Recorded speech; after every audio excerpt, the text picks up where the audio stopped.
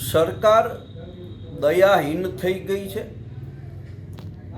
સરકારી કર્મચારીઓ અને પ્રજાને પડતી તકલીફો વિશે વિચારવાના બદલે પોતે જે નિર્ણય કર્યો છે એ જ નિર્ણય સાચો એ વાતને અહમને કારણે વળગી રહે છે. એને કારણે આખા ગુજરાતની અંદર SIR ની જે પ્રક્રિયા ચાલી રહી છે એ પ્રક્રિયામાં BLO ઉપર સરકારના અધિકારીઓ જે રીતે પ્રેશર ટાર્ગેટ પૂરો કરવા માટે કરી રહ્યા છે એને કારણે આજે 5મા BLAનું મૃત્યુ થયું છે. ચૂંટણી પંચ અને સરકારે આ BLOની કામગીરીમાં થોડો ઘટાડો કરીને સમય મર્યાદા વધારીને ટોર્ચર કરવાનું બંધ કરવું જોઈએ.